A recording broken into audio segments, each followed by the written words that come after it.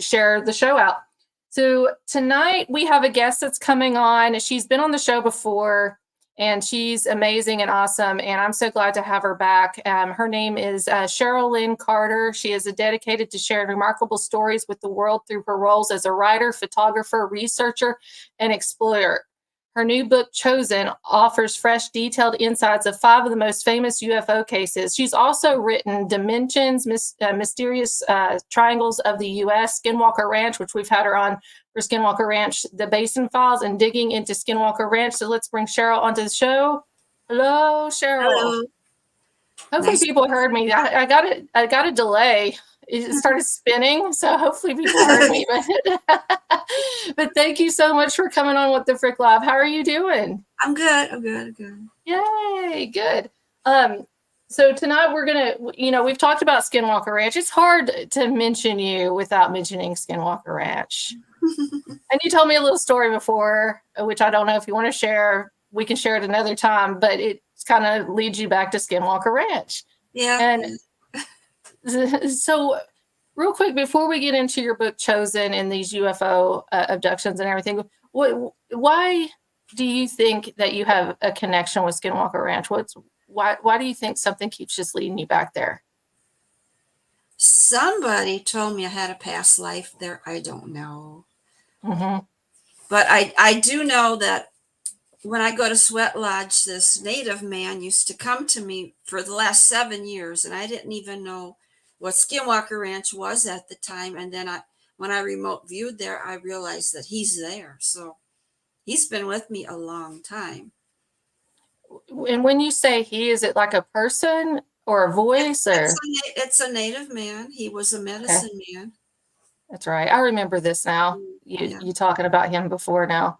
He protects the land. He stands by the stream where the beaver dam is. Everybody's seen that scene on TV with the beaver dam. He stands there. Wow. Yeah, I remember you telling me that now. So he kind of is like guides you back there each time. He doesn't want to let you go.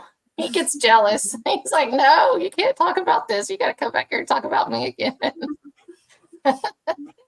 So speaking of that, going back to Skinwalker Ranch and everything, and you've written this book, which I've bought, and I've read almost the first 2 chapters. I haven't got that far in it. I haven't had it that long, but Chosen, love the cover of this, where you're talking about the five UFO cases that have been witnessed, possible abductions, and things. So what inspired you to write this book, Chosen, and what made you pick out those 5 stories?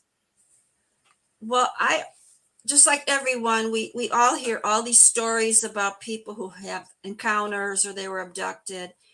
And then, everybody thinks after that day the story ends, but that's just the beginning for these people.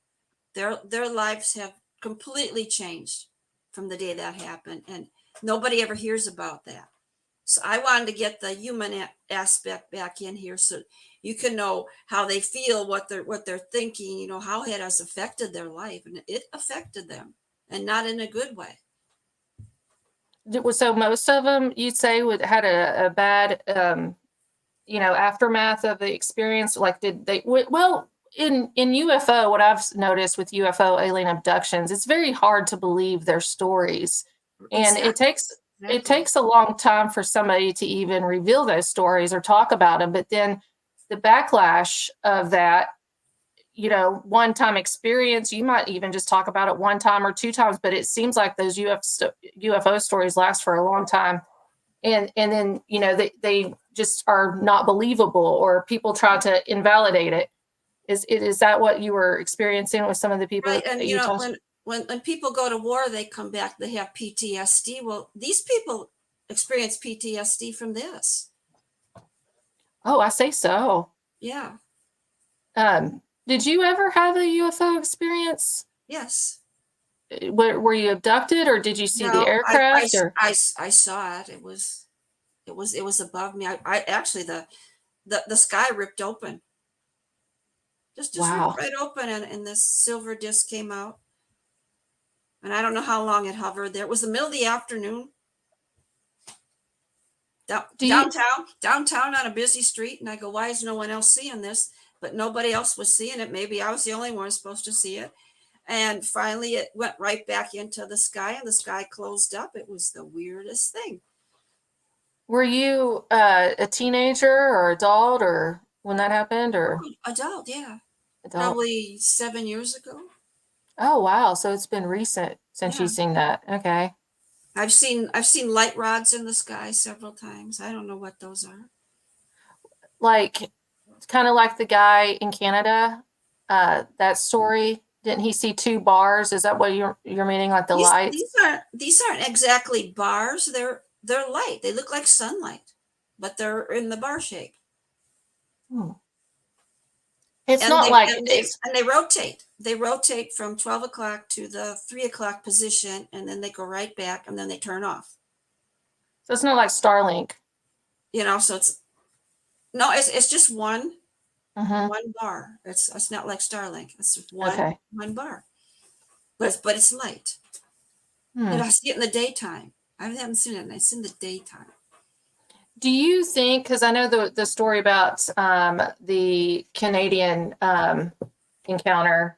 Hold on, I can't say the name. I forgot it already. Stephen McCulloch, yeah. Yes. Now, he kind of thought in the beginning of his experience it could be tied to government entities or advanced technology through the government or military. Because he was ex-military. He was from the Mm. Polish army, and then he came to Canada. And yeah, when he saw that, he just thought it was some American experimental craft, and he was kind of interested. He didn't think anything else of it. So he didn't really do a whole lot of research, or because he was a prospector and he was going into this area that supposedly also had gold and silver, and Right. it seems like He was prospecting, and all of a sudden he just turned around because he heard the geese making a lot of noise, and he looked over to the side, and he saw two of these whatever discs in the sky, and one of them flew off, and the other one kind of landed on a ledge, and he sat back there and sat down, ate his lunch, and just kind of watched it for a while because he thought it was U.S. and it was sitting there. He goes, "Oh, maybe they need help." So he walks up to it, and the hatch opened.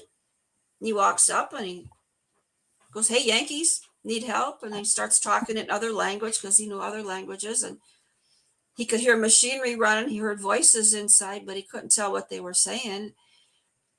And he says, "Okay, I don't know." So, but the next thing, the hatch closed, and the craft kind of turned a little bit, and there was what he described as like an exhaust vent, and it let off some steam or something, and it burned it. It burned his shirt. It burned his hat. And so he pulled off his shirt. He only had the one shirt on, and it's all in shreds now. And he's trying to go back to the highway to get back to his hotel. And the Royal Canadian Mountain Police stopped, and they're trying to talk to him, and they thought he was drunk because he was just so incoherent. And he goes, I can't tell you what happened, and don't come close to me, because he thought he might be radioactive. He didn't know what that was. And he got a hold of his son when he got back to the hotel, and he says, I don't feel good. I had an accident. I'm coming back home on the next bus. So when he got home, his son took him to the hospital. And when they took his shirt off, he actually had burn marks in a grid on his chest, the same as that vent. Okay, I think I have a picture of him of that. And that was a question I was going to ask you too here in a few moments, but I want to bring a picture of him up. This is Falcon Lake in Canada. Here we are. Yeah, that's him with the grid pattern. I've seen somebody else, like one of my friends that's ex-military as well, that had a UFO encounter, and he started getting these wounds. They were on his outer left thigh. Mm-hmm. Dots like a grid pattern, and they keep coming back over the years. His cleared up, and they kept coming back. Yeah. Hello, Linda. Hello, Adam. People are joining in now. Good to see everybody. Thank you so much for tuning in. Have you seen anybody else with your research in the UFO and impossible abductions and things have this grid-like pattern on them too? No, that's the only one that I know of. I'm sure that's happened because the reason it happens because they got close to the craft and touched something. And yeah, that's another question I keep coming up with. It's like these alien abductions too. Like when it's like a lot of times with aliens visiting people, they come at night in their dream or whatever. They feel like their dream state. Mhm. I mean, some of these people also wake up with scars and wounds on their body, and I just wonder if they were actually taken to the aircraft or got close to the aircraft, or was it just something that these alien beings, ETs, whatever you want to classify them. I Mhm. almost think they're demonic in nature, but I wonder if this is just something that they do, or I mean, why leave those marks? Well, that's because he was by that vent, and all Oh, so that hot that's air the came up and burned vent. him. Yeah, he was But actually that close to the craft. Yeah, he got burnt. But why do they keep coming back after they yeah. heal? That's crazy. And then the person that I know that has a similar marks too, he's amazing. He's been on the show as well, Dave Emmons. You know, why leave those marks on them there too? It's almost kind of looked like this. They were smaller on Dave, is what I recall, but they were on his outer leg. Hmm. It's a grid. It looks like a grid Mm-hmm. pattern. So I don't know. It's very interesting. And by the way, this happened back in the 60s, right? Yeah, Yeah. 1967. Yeah. Yeah, back in the 60s. So this was before any kind of like, mainstream well, when was Roswell? When was that? I Hmm. almost feel like this story is more fascinating than Roswell. Hmm. I can't remember dates anymore. I'll have to figure that out later. Linda said, I wonder if the grid pattern is from allergy testing. Oh, that looks like allergy testing. No, it's not. I've had allergy Yeah. tests, and that's not what it looks like. Yeah. They do I they do had, it on your back anyway. yeah, I had mine on my back and my Yeah, abdomen and my arms. I right. was And that really and bad allergic that would though. be little red marks. This is Oh. dark burns. Mm, yeah, that's interesting there to see that. And they kept coming back over the years. That's just weird. When How do when you they explain that? tested him and they said he had like radiation poisoning. See, do you think possibly that UFO encounter could be an advanced technology? Obviously, it's advanced, Hmm. but could it be government or military and they use some kind of direct energy weapon that they were testing? Or they had those aircraft there close to that gold and silver area and they went ahead and used it. Do you think I don't that's know good? what that was, but he like he says, to the day he died, he says people say that what'd you see up there, and he goes, I don't know, you tell me. He just never could really tell you what it was. Is What that I the liked was he wrote a little 39-page book, and I finally got my hands on it because oh, Canada is so wonderful. They have such an archive in Canada. And he wrote a little book about his story. And he used to just hand it out to people. I wish I could get a hard copy of it, but it's not in print anymore. It's called My Encounter with the UFO, and I could see the copy of the book up in Canada, but I wish I could actually have a copy in my hand. well, Canada was really hush hush over this too at the time, but haven't they come out with a coin, some kind of Canadian coin to document the Falcon Lake UFO Hmm.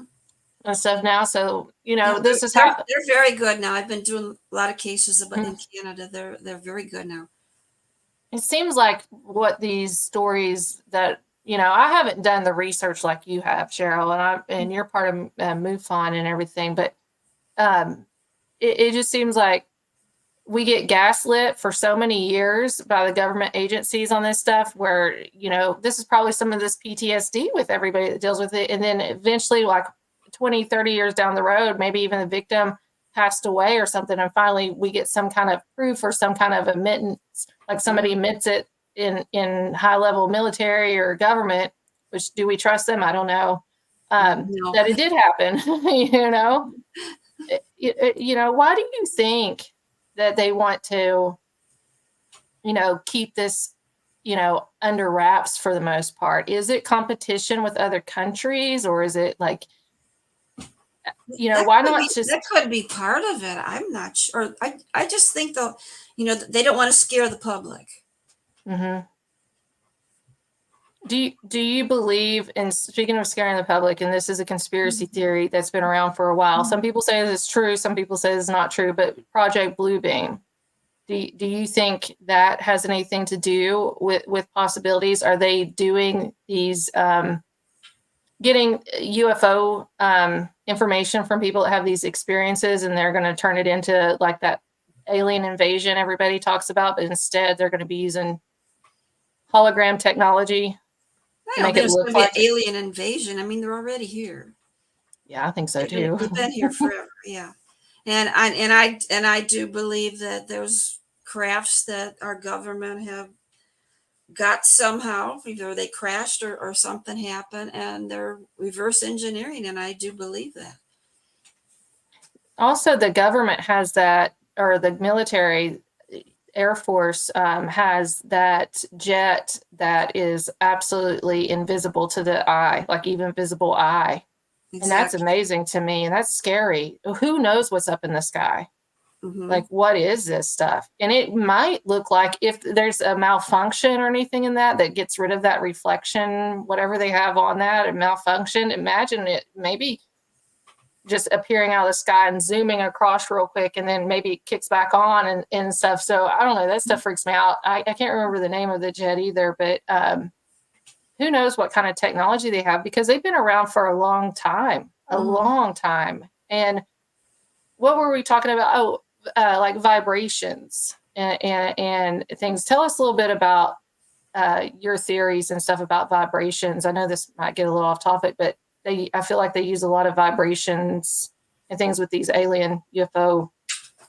Well, I think that's a lot of way about how they can lift their craft, straight up in the air, but just different vibrations, sound vibrations.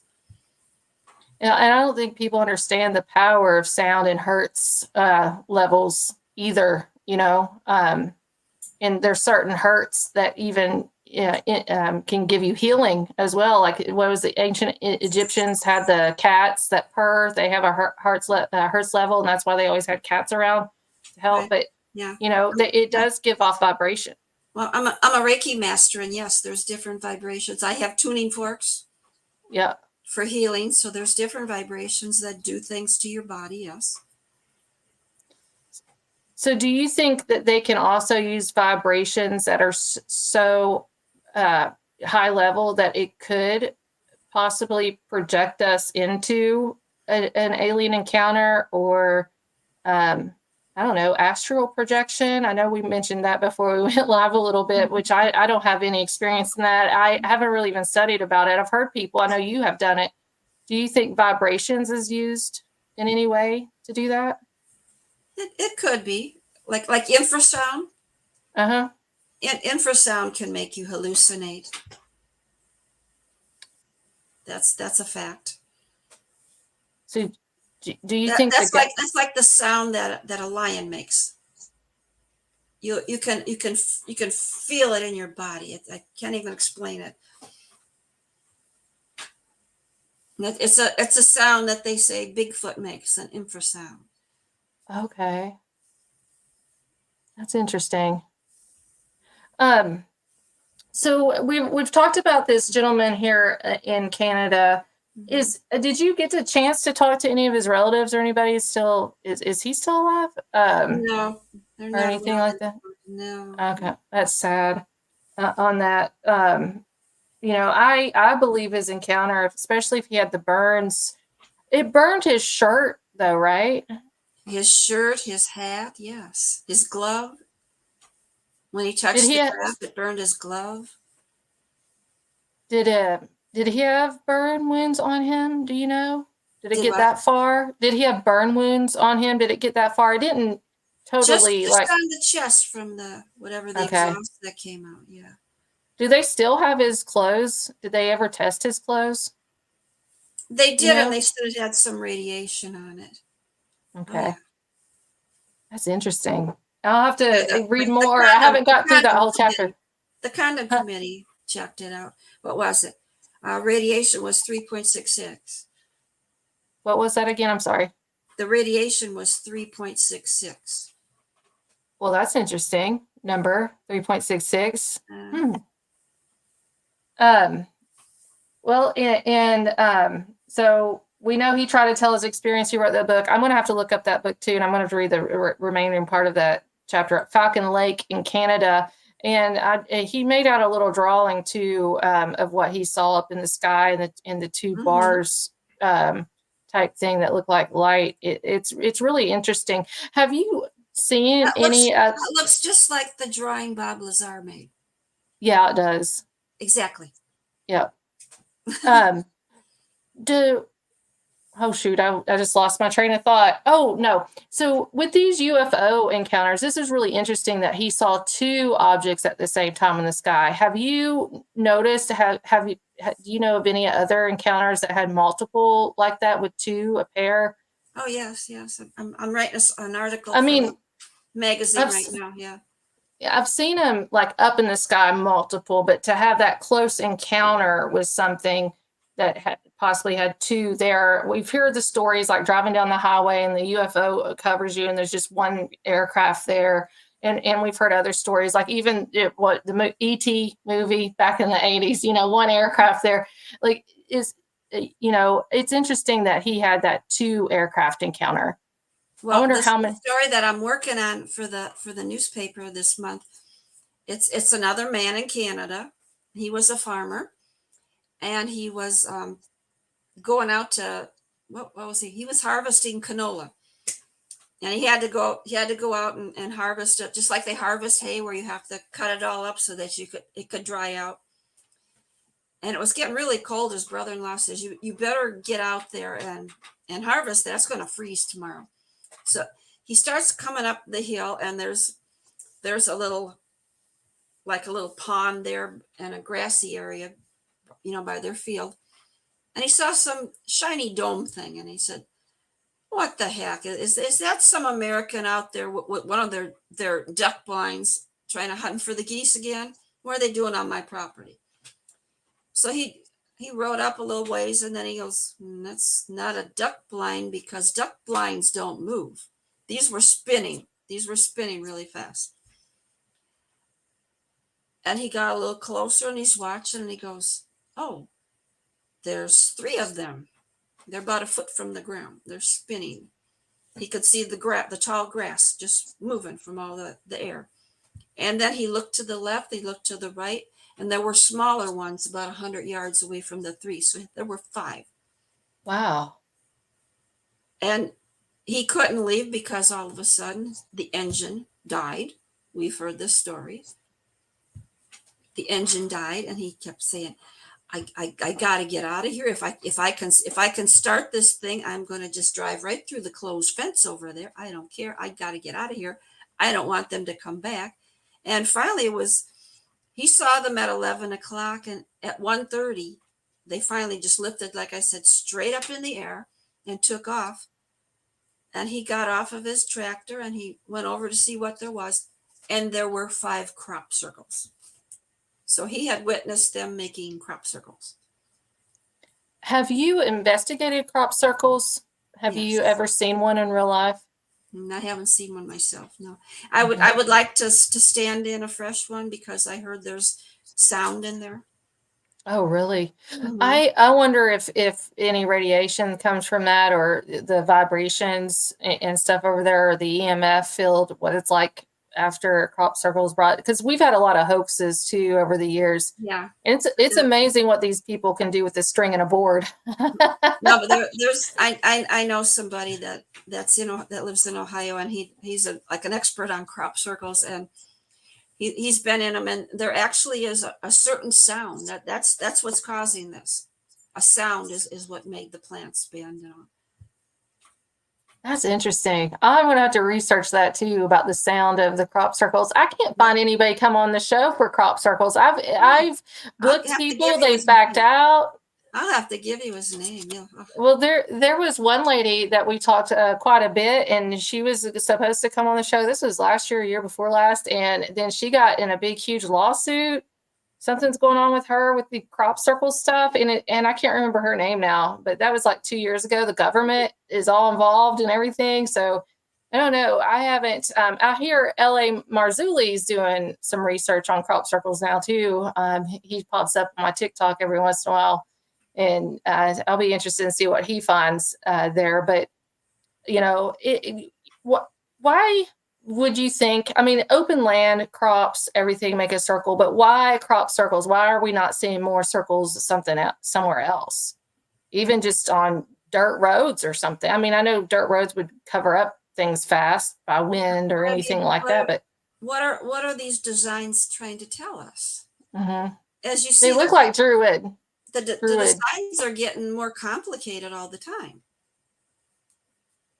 Don't you think they look like Druid markings too? Right. I mean, they've got sacred geometry figures in them. They're getting really. His were just round circles, but like I said, as we go along, they're getting more complicated. And what are they trying to tell us with these? This isn't something that stops. The UK has so many crop circles. Yeah, I've saw that with over there. We have some here, but not as much as the UK does at all. They've got a lot of the wide open fields, like we Mm-hmm. have a lot of houses around. Their fields are just empty with nothing around. So, if they are doing these crop circles in an area that there's nobody around, then what are they doing there? Like, is it a sole purpose for a message, hoping that somebody will see it or find it, or? It's gotta be. I mean, why else would you do it? And his question was, how come they could tell the difference between his crops and that water? They made sure that the grassy area in between is where they did the crop circles. How could they tell the difference, what these different areas are? It's like they knew. Oh, that's water over there. Don't go over there. It's kind of interesting. Do you think that these ETs could also be linked to like the old Sumerian gods? Do you think that these could be like what we may also call reptilians, or anything that's been here for a long time? Some could be. I think they're all different kinds, just like us. They're all different. So like the Greys are different than another alien. Yeah. So do you think they have a hierarchy? Yeah. I think some are interdimensional. Some might come from the water, some might come from other planets. I think there's all different kinds. That's why you hear people describe them in different ways. They don't all describe them as the Greys. No, there's that one lady that had that encounter, looked like a big praying mantis. I remember her encounter. Talked about the praying mantis. So it almost felt like that this alien being that happened with her, I think it happened in her bedroom, was almost like he had authority too over others. So it makes me feel like there's some kind of hierarchy or some kind of, almost like a government agency too, or something like the Men in Black too. How about that? That's what a lot of things that you hear. You'll hear that we've seen, a few of these figures, but then there's always one that's like it's in charge. They can always tell that this one figure is in charge of the other ones. So they have a hierarchy. So somebody's always ruling. Yeah, they're not all the same. They don't all look like the little gray guys. No. So with these people, the book's titled Chosen. And I want to talk about the kids in a little bit too. I was hoping we open with the kids, but that's not how this is going tonight. But what makes some people so special? Like that, if you want to call this special, I don't know if it's a blessing or a curse at this point. But did you find anything that was in common with everybody? That why were they picked or chosen to have an experience? No, just ordinary people. Some of them were military, but not most of them. Most of them are ordinary people. I mean, in Zimbabwe, it was school children. Yeah, a whole group of them, like 60 to 100 kids, wasn't it? Right. And they're just in a grade school out there in Africa. Why would they pick children? I have a video I want to play. This is what your book opens up with, is with this with this story. It's the Ariel, is that what it's called? Yeah, Ariel? Ariel. Mm-hmm. Ariel School. That's an interesting name that they is Ariel. Hold on, let me pull this up here real quick. This says 62 children saw aliens land. This happened in 1994. This is not one of these back in the 60s type stories, but there's actually a documentary about this too. So if anybody wants to watch it, yeah. Yeah, I'm gonna have to look it up. I love hearing stories about kids because I do believe that kids are truthful in nature when it comes to something that's out of the ordinary. I was one of those kids when I was young in the home I grew up in. So, my parents did what they could. They protected me and told me it was all made up. And then when I got 18 years old, my dad told me a different story. But, I do believe kids, when they talk about this, and there's just so many kids, how can all these kids, testify about what they saw and not get anything mixed up over time? It's the same stories over and over. Because they were out at recess, and when they went in, the teacher says, "There's nothing out there. Come on, let's go on with our day as usual." But how could it? How could it go on as usual after this? It couldn't. Yeah. Well, here's a video clip I got off TikTok about this encounter in 1994. One was running in the trees, and the other one was running across the ship, because there were also trees here. Mm-hmm. The eyes were like more pointed as they came in toward the center of the head, is that? No, more circular. And this was all black in here. All black. Now you've made pupils. Did they actually have pupils or black? White. What? The pupils were white like that. You saw white in the center? Yes, like that. Mm-hmm. Was he near the silver object, or was he far from? No, on top. On top of the silver object. Okay. And did you look at him? Yes.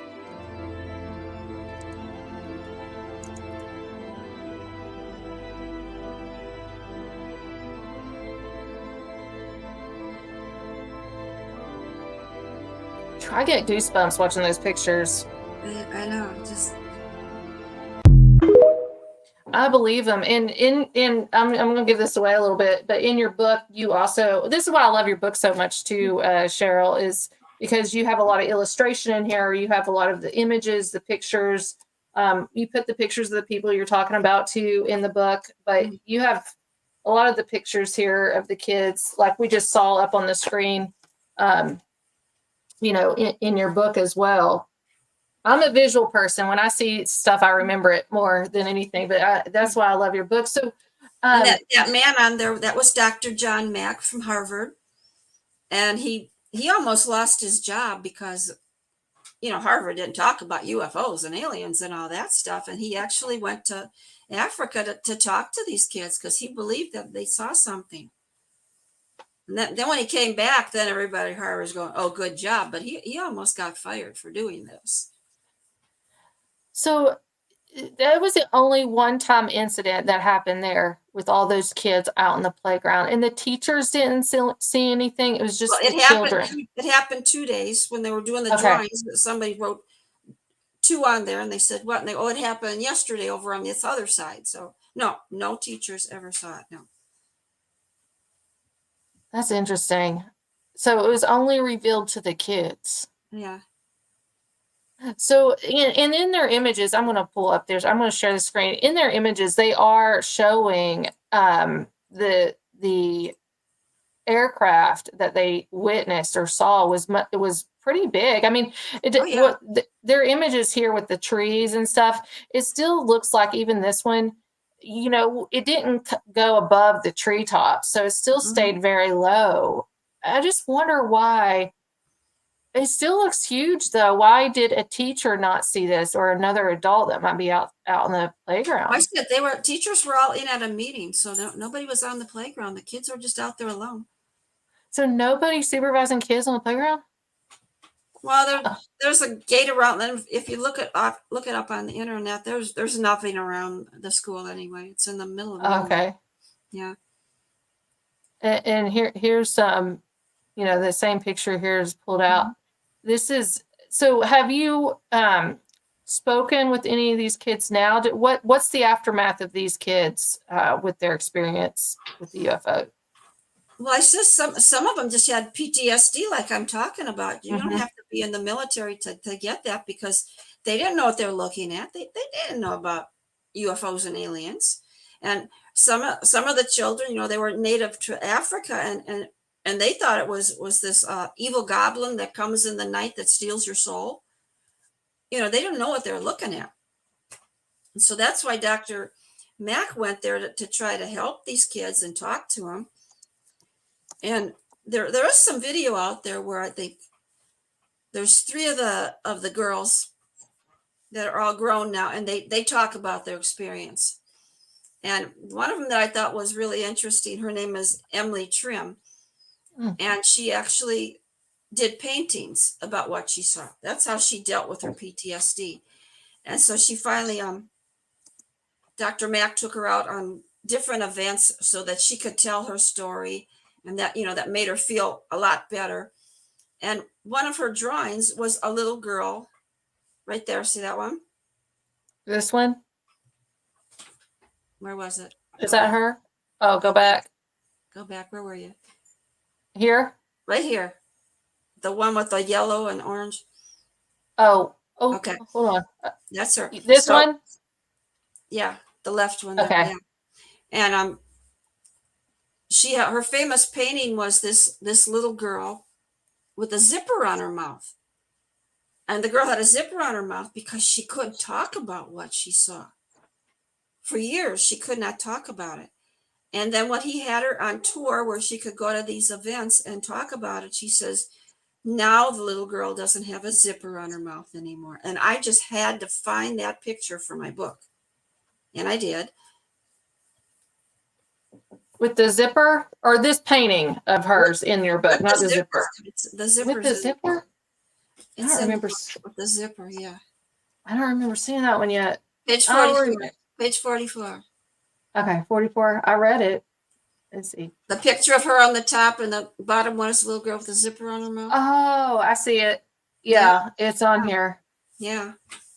I didn't know what that was down there at the bottom. I thought it was just so that is her depicting the zipper on the mouth. Yeah. Wow.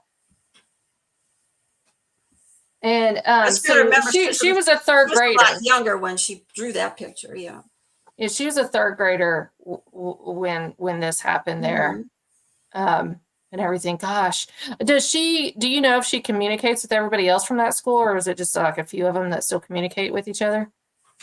I don't know about that. I wonder if like as they've grown up, if they've just really tried to deny it even happened. Some of them, I'm sure some of them still do. I don't know what. You know what? If I saw something like that on the playground at that age, I'd start screaming and running inside and be like, "Teacher, there's something out there floating." It's not just that they saw it, but these entities were talking to them telepathically. And the one that came out of the craft, it floated into the schoolyard and stood right in front of them. It didn't walk; it floated into the schoolyard, and it was just showing them things that children shouldn't see. It was like world disaster, forest all burned up, the oceans all dry. They didn't understand what they were seeing. And they were told, you're young now and you can prevent what I'm showing you. Imagine the fear of a child. No wonder she had a zipper on her mouth. Imagine the fear of a kid this happening. It almost feels demonic, Cheryl. Don't you think? It feels like. I think they were just trying to warn the kids that, you're young, that we know what's going to happen to your world if you're not careful. How many times have we heard this story that they are showing abductees, places of disaster, of what the future might be if we're not careful, if we don't blow ourselves up and stuff. I think that they're really trying to warn us. So do you think, so it kind of sounds like good aliens, like they're trying to warn us, good ET. Right. But do you think that, there's good and bad in our society? Do you think that some bad ones too? Yeah, I'm sure. Yeah. So that's why I said they come from different places. That's why. Mm-hmm. So what would classify a bad alien if somebody would come across one? How do you recognize that if you are chosen, if you're a chosen person?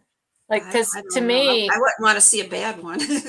yeah, I try to put myself in the place of these kids. I Like know. maybe when I'm older, it would make sense that it's might be a good alien story since it's like possibly warning us of what's going on. But as a child, and not seeing those images before, that's terrifying to me. I would think that's a bad alien. Yeah, because they, kids never saw a forest fire where everything's gone and ocean dry. What does that mean? They've never seen something like that. That's crazy. For so many kids to see that, and their stories have never changed. And No. didn't the guy from Harvard, didn't they separate each kid too to do these They images? had everybody separated to draw pictures, so nobody was talking to each other, so they could draw the same thing and say the same story. And yeah, everything was almost identical. Those kids were telling the truth. I honestly do believe that they were telling the truth. I wonder why that an incident hasn't happened like that again, like at another schoolyard or something with a bunch of kids. That's the only story. I think I briefly looked it up. I've seen other encounters at schools with kids. Okay, with groups like that big. Yeah. Okay, I didn't. I briefly just looked it up one day. When I first got your book and I was reading the first chapter of it, I just put it in Google real quick, but I didn't see anything that popped out at me at that time, but I'll have to research it some more. But I think that it happened in the UK at a school. I can't remember where it was. But Cynthia Hine was the MUFON director over there in Africa. And she took her photographer, Gunther Hofer, out there where the boys said that they saw the craft land the first time. And they actually found ovals in the grass, with wedge-shaped impressions where they dived down and landed there. There's pictures in the book that Gunther took. Yeah, I remember seeing those. And, so did the aircraft actually land? Yes. Okay. But it came out from the woods, the trees and stuff. Do you think these aircraft can mutate? Like, it seems like if they're in the trees, this aircraft would have to lift up above the trees, come forward, then land back down. But That's what it seems like it just went straight up. This is amazing that you hear so much about how they don't just take off to the left or the right. They go straight up. Their propulsion, they're able to do that. Our planes aren't able to just lift straight up. With these kids, though, didn't it come? It was in the woods, but it came forward out of the woods, didn't it? The one entity came out, and the entity came out. I kept thinking the whole ship came out, and then he came out. That stayed there, and then one of them kind of was watching guard or something around the outside, and the other one was standing on top of it, and this one just floated into the schoolyard to talk to the children, and then it floated back over, and it left. Flight of the Navigator. You know that movie, Flight of the Navigator? That was one of my favorite movies growing up. So anytime I hear or read stuff of this, I think about that aircraft. I think it's super similar. Mm-hmm. And if Disney or whoever, I think it was Disney that did Flight of the Navigator, if Hollywood can do something similar to that, and with CGI and all that stuff that they have, which I don't even know if CGI was that popular back in the 80s, but no. Don't you think it could be possible that we, government, military, could have these aircraft that mimic? Well, I said, I do believe that they have encountered aircraft that have crashed and they've reverse engineered them. So yeah, I think so.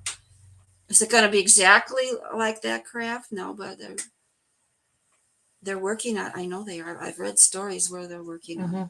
Bob Lazar said they're working on it. He worked on it. I know people don't want to believe Bob Lazar. I believe Bob. There's two accounts. I can't remember what they were now, but this was early on. This is like 10 years ago when I was learning who Bob was at that time. I just remember hearing some accounts. I thought, I don't know about this. And then like a year or two passed, and I found something else out about his story that lined up with another thing that I was researching. And I was like, yeah, I do believe him. I do believe Bob. as well. I actually have an autographed drawing of the crab that he sent me. Oh, wow. Well, that's awesome. Congratulations on that. So what do you think here? Let me get back to my questions.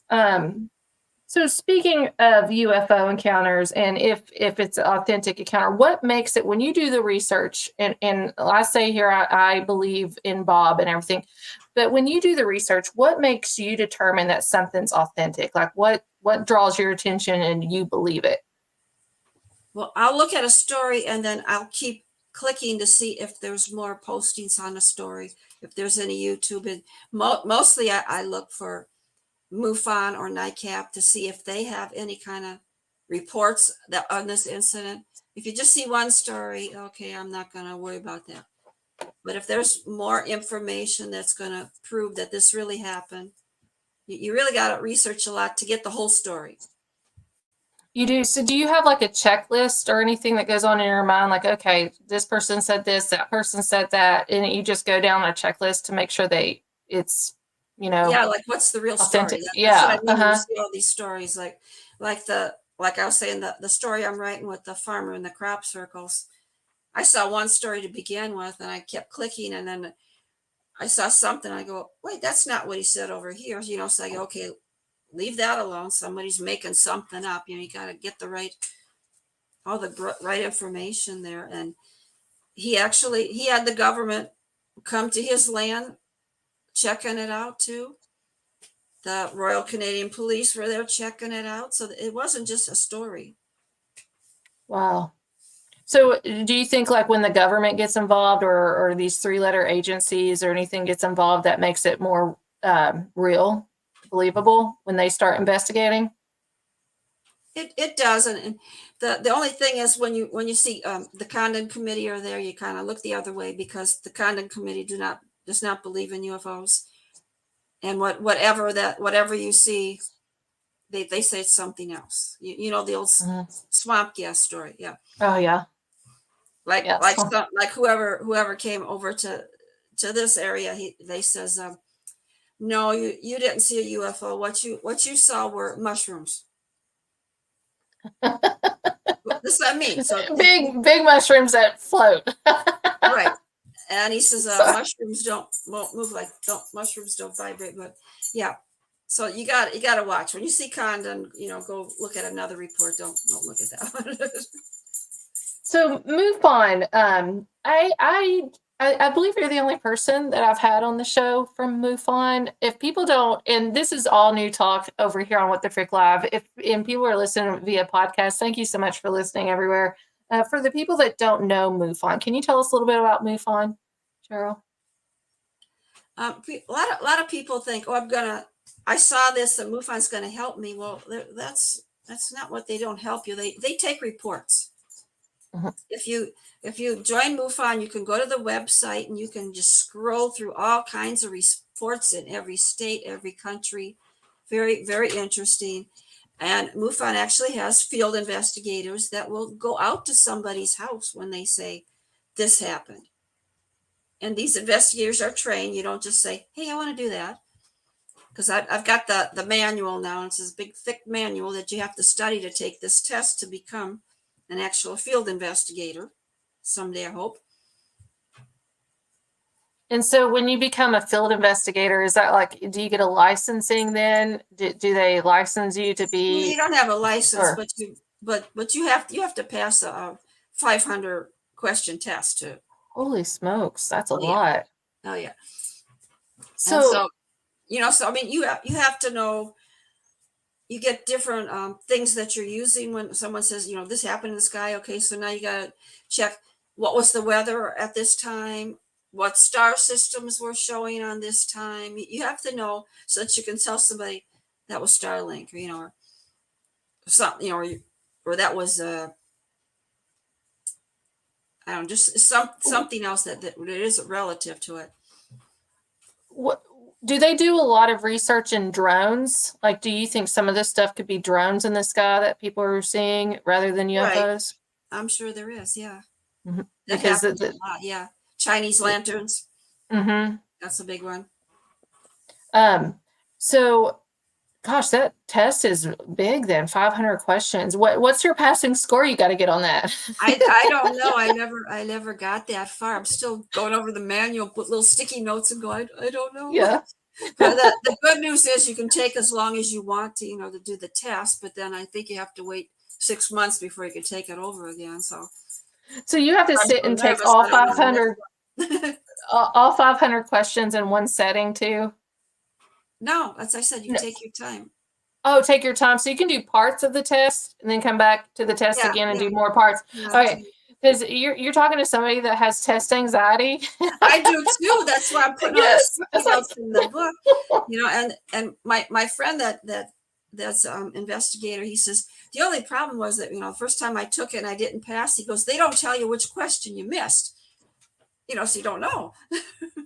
Oh no, that's not right to do. You don't know which area you got to study in. Yeah. But if you could take it in parts, I guess, is the sections with MUFON, is it like certain like equipment tests, certain, it like goes along with the chapters of the book? Is it a chapter book? I don't know if Yes, it's sir. all mixed up or I don't know.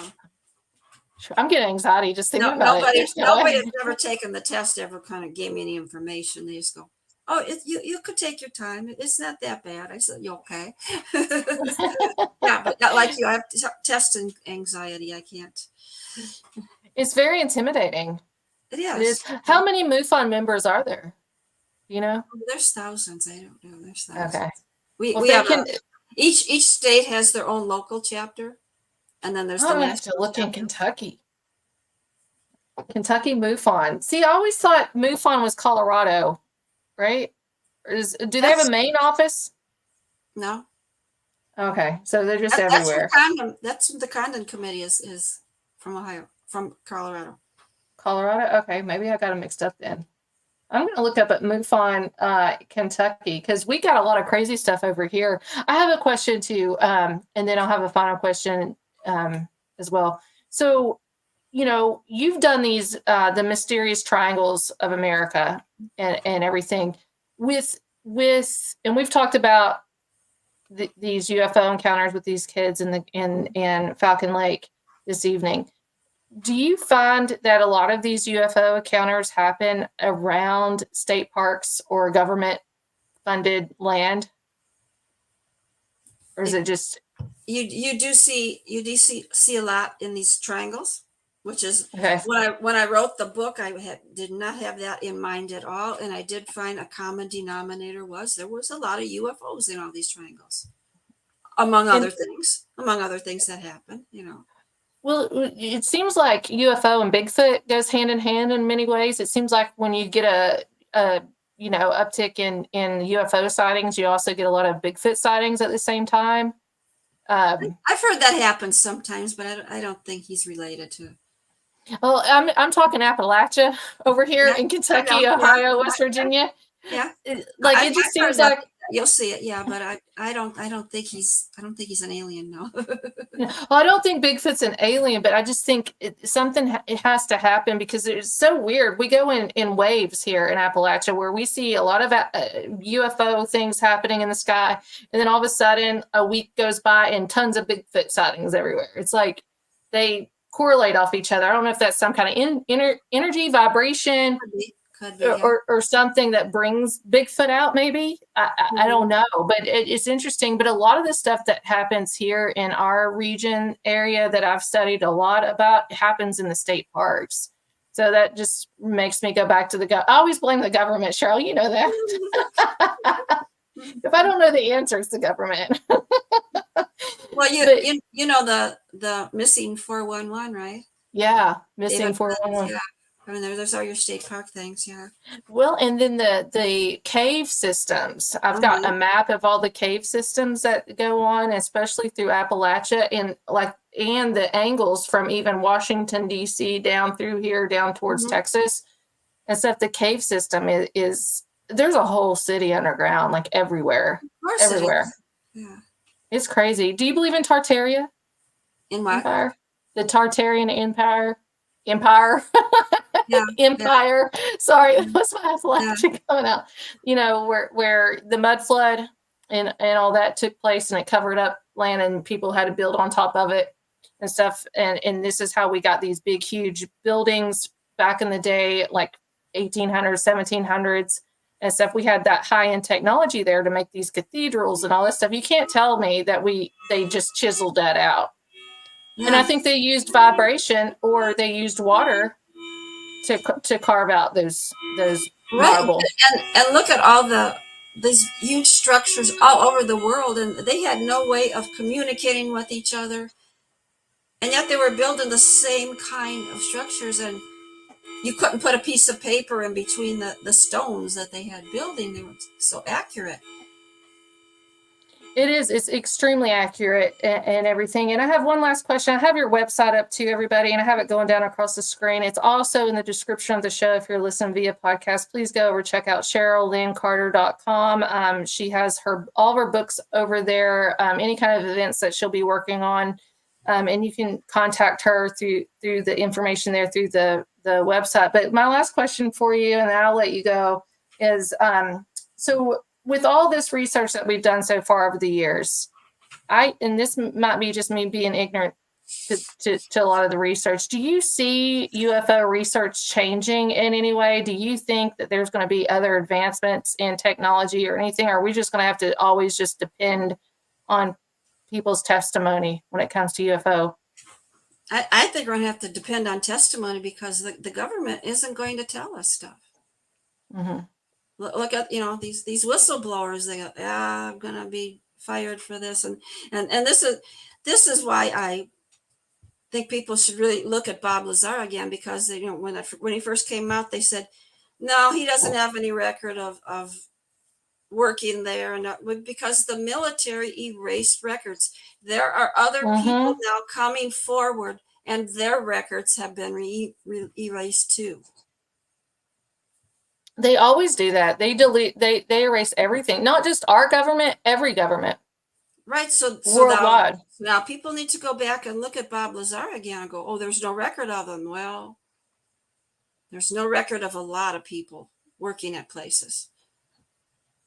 And here's her book, Dimensions, Mysterious Triangles of the U.S. Everybody can get her books on Amazon too. Just look up Cheryl Lynn Carter, or you can order it. They can order it from your website. If you want a signed copy, message me. I have books here. Yeah, awesome. Well, Cheryl, thank you so much for coming on the show. I love you. You're one of my dearest friends, and all your research, your writings, everything's great. Josh is here too. Hey, Josh, good to see you. Thank you for tuning in. But I truly appreciate all your work that you do, and I trust you in everything. Speaking of trust, I trust Cheryl Lynn Carter. You work so hard, and your books are really easy to read. Everybody, it's not, and I love the illustration in the books. And I'm anxious to get through the rest of this too. I get to do it here a little at a time. I'm busy, single mom, and when I get quiet time, I finally get to break away. But it's definitely going to take me down some rabbit holes too. But thank you, Cheryl. Well, the reason I wrote Chosen was because, a lot of books, they just tell you the story. Here's the facts. Here's the facts. And I wanted you to feel the things the people felt. And I hope I did that with the book, that you could feel how everybody felt when they were experiencing these things. Well, and you quote the kids. I don't know. I have a heart for kids. And I have degrees in education, elementary education. And like sometimes we just forget about these quotes or what they say, or these kids, and how you put it in the book. It really puts you in that place of that child. And you can almost hear the child speaking through what they're saying when you read it again. And people need to remember these things. I think it's very important. And how you have that set up, and each kid that you have in here, and you list their age, so you can put yourself in those shoes, and all the stories are pretty much the same with all these kids. And it's crazy, but I really loved that, and it really put you in that place. Not in Zimbabwe specifically, but I put myself back as an elementary kid on a playground. Like, what would I do if I saw something like that? So I really enjoy reading the first 2 chapters of it so far, almost chapter 3. I hope to get through it by the end of the year. That's my And, goal. and one of the people on there is Mario Woods, and he did testify before Congress. Wow. So he didn't make this story up. He testified for Congress that this is what happened to him. Well, we appreciate you documenting. That's my Appalachian, documenting all these encounters and letting us remember of what these people go through. It is very important because over years we forget. And Cheryl, I really appreciate you doing that. And we'd love to have you come back on in the future again, as always. You're talking about the book about the farmer. Is that going to be a separate book, or are you putting a collection together? No, I'm a journalist for Paranormal Underground magazine. Oh, that's right. And I have my own column, and it's going to be the next chapter that I'm writing for them. Oh, awesome. Paranormal magazine, everybody. I'll put the link for Paranormal Underground. Sorry, Paranormal Underground. I'll put the link in the description here after the show too, so people can go over there and read your articles. I will definitely be reading that one too. It's an online magazine. It doesn't cost you anything. You can just go online and read the magazines every month. You can go back and look at old magazines. It's really nice. All right. Well, we appreciate you so much. Sorry Will's not here. Maybe next time he'll be on, and please pray for him, send positive vibes his way. I don't know what's happened, but Cheryl, I'll let you go and I'll close out the show. But thank you so much for coming on WTFrick Live. We truly appreciate you. Okay, have a good evening. Thank you. All right, there we have it. Cheryl Lynn Carter, Chosen, forwarded by Vinny Adams. He has a really good popular podcast on YouTube, so go check out Vinny Adams too. Thank you everybody for tuning in. It's a little I'm off my game tonight without Will, but next week we're going to be live here again at 7 p.m. Eastern Standard Time. Got somebody from Will's neck of the woods, Florida, unlocking Florida's Bigfoot secrets with Marie Dumont. I'm very excited to have her on. A lady cryptid. I hardly ever have any women on that research Bigfoot, so I'm very excited to have her on. But we'll be live here again next Friday, 7 p.m. Eastern Standard Time.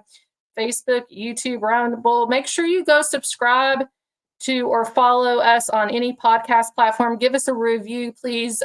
Any constructive criticism is fine with me too, but please go over, give us a review. It helps us with our ratings and everything. So thank you, everybody. Have a wonderful weekend.